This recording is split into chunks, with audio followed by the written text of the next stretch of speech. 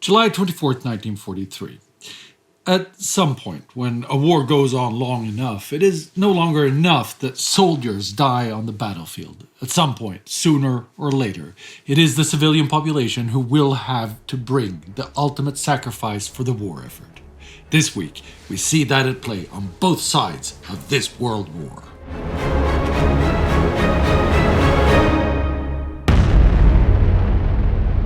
Before we start today's program, here's a word from the Time Ghost Army.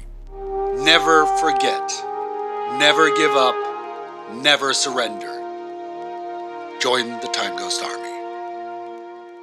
This is War Against Humanity, a series of World War II in real time. I'm Spartacus Olsson.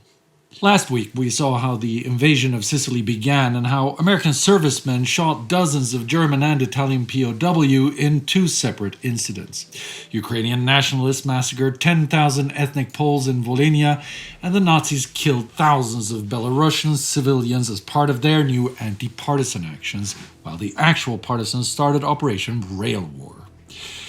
Aachen was bombed in Germany, in Italy Turin was targeted, and the rest of the Italian mainland was covered in leaflets calling for the surrender of Italian troops. They have not surrendered, and the United Nations alliance demands that Rome be declared an open city have gone unanswered. On July 14th, commander of the North African Air Force, NAAF, Karl Spaatz, notes that the invasion of Sicily is going so well that there's nothing more to do for medium and heavy bombers. So on July 18th, Spaatz directs his subdivision of British RAF and American USAAF strategic bombers, the Northwest African Strategic Air Force, NASF, towards the mainland and Rome. That night, the first Allied bombers dropped close to 900,000 leaflets warning the people of Rome of an incoming attack. The next day, the 19th, more than 540 bomber planes returned, this time dropping roughly 1,000 tons of bombs. Despite being warned, the Italian-German joint defenses muster little in way of opposition, and only 2 Allied planes are lost. The goal is to cripple military infrastructure and communications targeting railway hubs and airfields. These goals are met, compounding the effect of a 353 bomber raid on Naples 2 days earlier. The 2 attacks produced a gap of some 200 miles in the Italian railroad system between points north of Rome and south of Naples, and prevented for at least several days the movement of Axis troops and supplies by rail from central to southern Italy. One of the targets is the Lorenzo Shunting Yard, a railroad hub right in central Rome. It's heavily damaged as planned, but many civilians are present in and around the connected stations when the bombs fall. Some bombers also miss their targets, hitting civilian infrastructure and the San Lorenzo Basilica. Between 1,600 and 3,200 civilians are killed. In an unusual situation, the lower number is the estimate published by the Italian fascist government, while the Allies estimate civilian deaths higher, and the highest number is what some historians have concluded. Evidence has it that the fascists downplay the casualty figures in an effort to avoid taking public opinion responsibility for Italian deaths. They have good reason for that fear, because many Italians do hold them accountable. To be precise, Italian dictator Benito Mussolini and his government are blamed for the bombing, for water shortages, and for the high death tolls. One Roman citizen cries out that the Allies gave warning that the people of Rome should stay far away from the railway stations. Why didn't the government tell us that? Others stand by idly as rescue workers dig into the rubble to find any survivors, stating that helping them would only help Mussolini. In the North Italian city of Turin, civilians are reported to greet the events with morbid cynicism because, as the famed aviator James Doolittle will put it, they are delighted to learn the fascist officials and refugees in Rome were getting their medicine at last. This is a new high in growing public backlash against the fascists, and the higher ranks of the party call for an emergency meeting with Mussolini to discuss his incapability to turn the tides of war. Mussolini tries to wiggle out of a meeting, but finally caves in, and the meeting is scheduled to take place on July 24th. We shall see how that meeting goes in Indy's episode for the week leading up to July 30th. The fascists are not the only ones noting an adverse effect on public opinion among their civilians.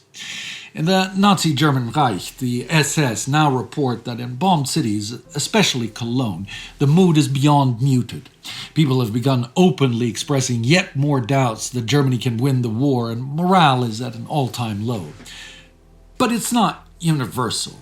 In Aachen, so recently bombed, the SS surveyors find the people in defiance and high fighting spirits. Whichever the case, both the defeatists and the bellicose voice the same desire: revenge on the British, and it has little to no effect on how the German armed forces will prosecute their war. War production is once again sustained, with perhaps lower rise in productivity, but not a decline. It is the continued effect from conscription of German workers into work camps and the addition of slave laborers in factories increasingly moved underground. What does have an effect on the war effort is the partisan rail sabotage campaigns that began last week, because much of what is produced in Germany this week will not reach the fighting men in the East in time due to the thousands of railroad disruptions. The bombings do, of course, divert some Luftwaffe attention, but that is sort of a zero-sum game, as the Allied bombers are also diverted here instead of the front lines in the south and east, and as of yet, no one side has full aerial control on the front lines. The air defenses on the ground are not a strain on German military capacity at all. As I just said, they have more than enough ammunition and guns, and while they are heavily understaffed for the tasks given them, especially at the Kursk salient, the bombings do not divert any fighting men to anti-aircraft work in Germany. Instead, the very dangerous task of manning the anti-aircraft or flak guns has been the responsibility of the elderly and war-wounded men. And as they fell in the past weeks and months, it was diverted to the over 16 by under 18 male population. By this week, the age limit for flak duty has sunk to 12 in some places, and there's already talk of also putting young women and girls behind the cannons. Germany is not the only belligerent putting their civilians in immediate harm's way to aid the war effort. Around Kursk, civilians are being deployed in the defenses of the Soviet Union, as the biggest tank battle in human history has played out around Kursk and is now in its aftermath. As you may have seen in Indy's reporting, the Red Army has held out, in part thanks to the mobilization of 300,000 Soviet rural and urban civilians to help build defensive lines and infrastructures. These laborers, who were only some weeks ago at the mercy of German starvation and forced labor, now make long days on tight rations, often living in rudimentary and crowded housing facilities plagued by Luftwaffe bombardments and epidemics of dysentery and typhus. Meanwhile, many of their homes in the Kursk Oblast, already pillaged by the Germans in the past 2 years, is again ransacked, but this time it's the Red Army looking for whatever food and supplies might remain.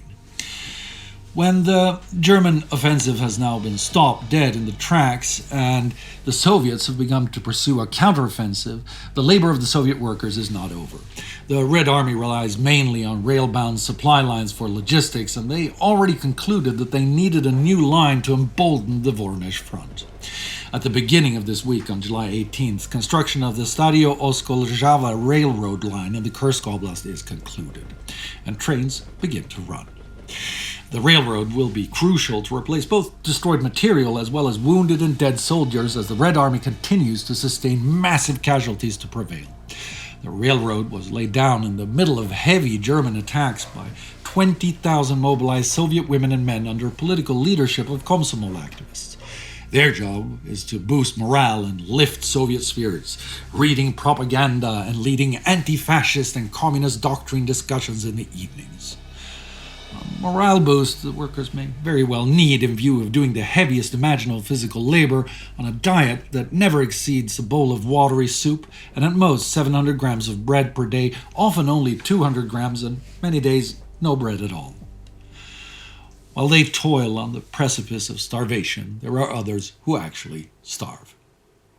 In Bengal, British India, food availability hasn't increased as prices continue to rise, and the requisitioned food from the food drives mostly sits idly in government warehouses, far away from the mouths it was supposed to feed. Governor of Bengal John Herbert's pleas for outside help to still Viceroy of India Lord Linlithgow have continued to fall on deaf ears.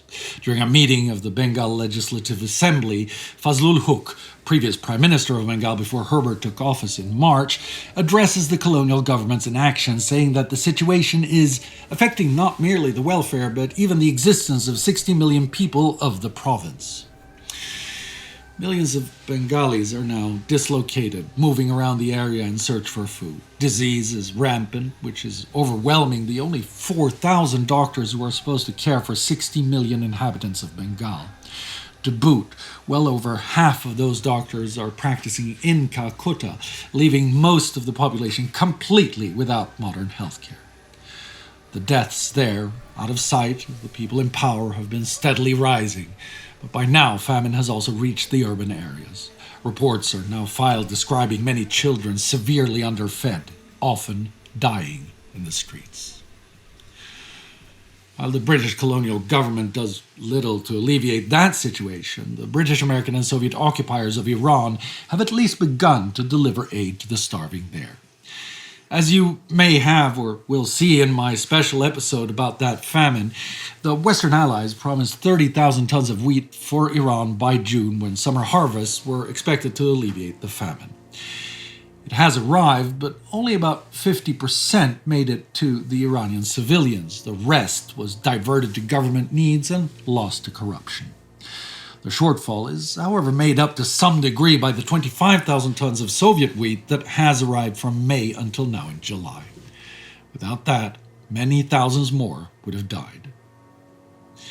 The effects of rampant inflation due to the booming economy and decreasing food availability is being brought under control, but there are still hurdles for the Iranian government in charge of that part of the crisis. On July 5th, there was a minor demonstration in Awaz at the quality and quantity of bread.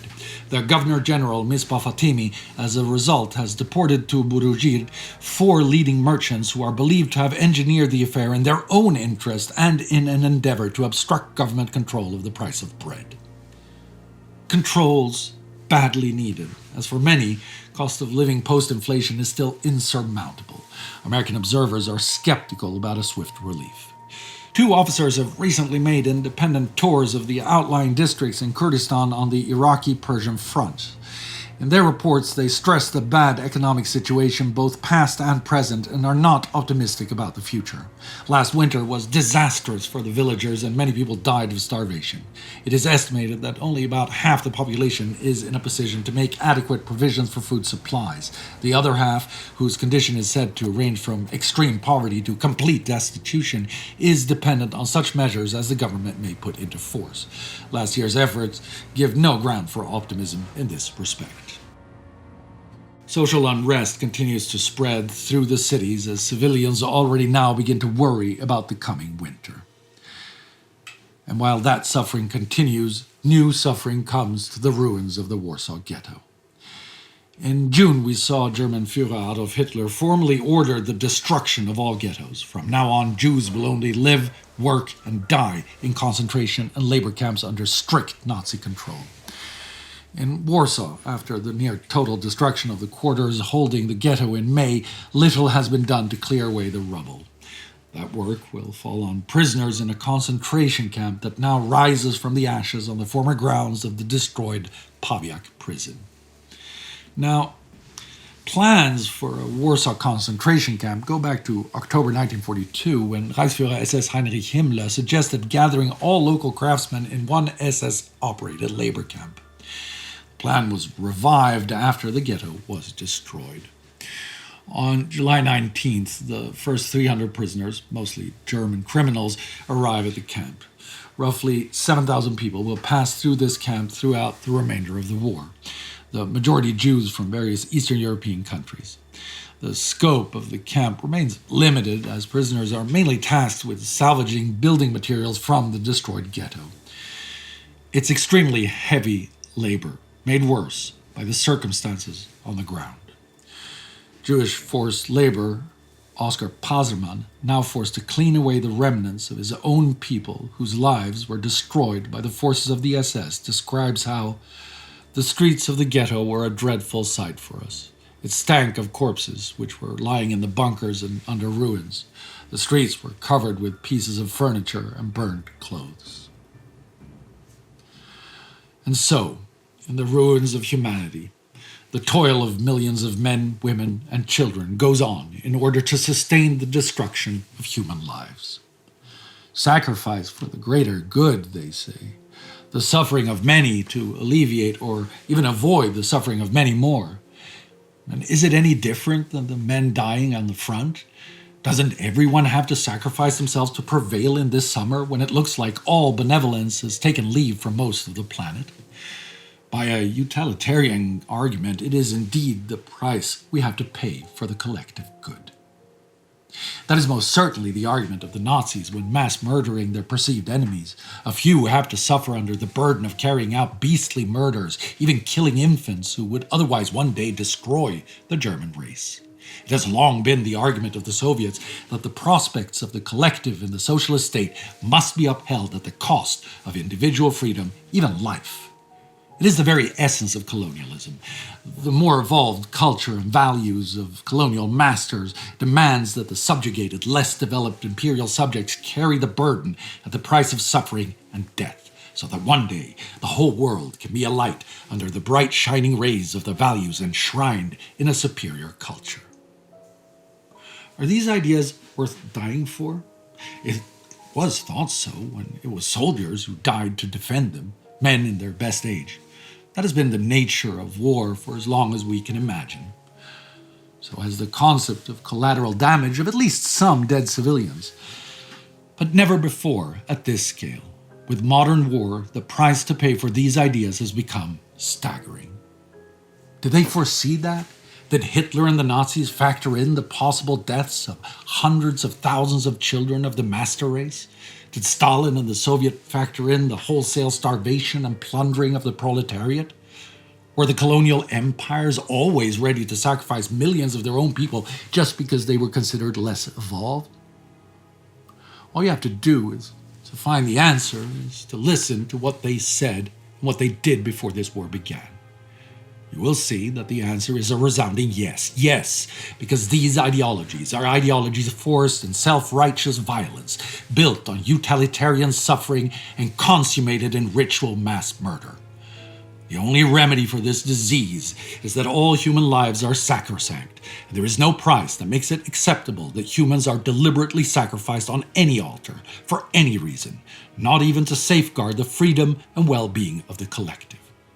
In 1943, humanity faces the terrible paradox of having no choice except to sacrifice some human lives to stop the idea that human lives can be sacrificed.